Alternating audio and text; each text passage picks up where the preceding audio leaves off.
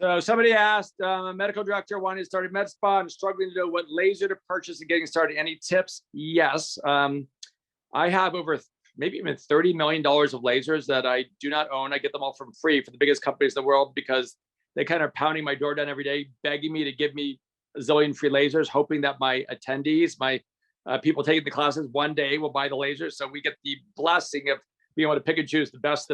So I definitely know who the biggest brands are out there, but there isn't any one laser company that's a one-stop shop that has everything perfect for you.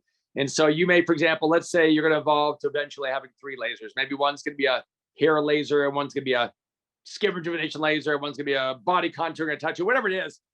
Most likely, you may end up getting 1 or 2 lasers from one company, and the third laser from a different company because that one company can't meet all your needs. If you want to jot this down really quick, I'll give you the brands that we partner with that I think are the best ones in the world. One was mentioned before. It's Lumenis, Lumenis.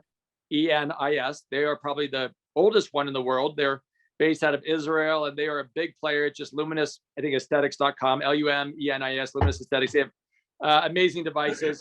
They're really, really strong. Another one that I'd recommend is called Candela, Candela. Again, they have great devices. They're famous for their hair removal device.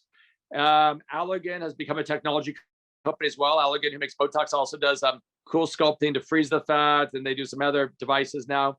And then there's a company that's up and coming, not as big as the other ones, but they are an up and coming, becoming a player called Cartessa, Cartessa.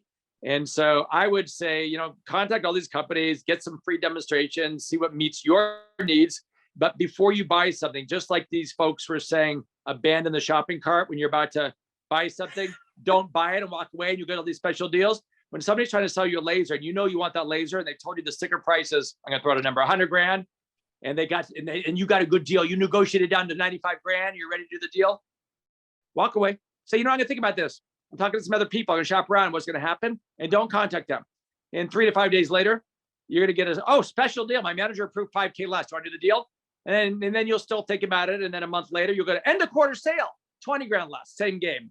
So first decide what you want. Don't ever let them know you want it. Let them always think you're shopping around, and then hit me up and I will happily tell you the best price you can get. Cause I know the game. I know every laser company has a floor price, the lowest they can sell it for, and they got a sticker price. So if their sticker price is 100 grand, they probably can sell it for 85 grand. And that sales rep still makes a $2,000 commission.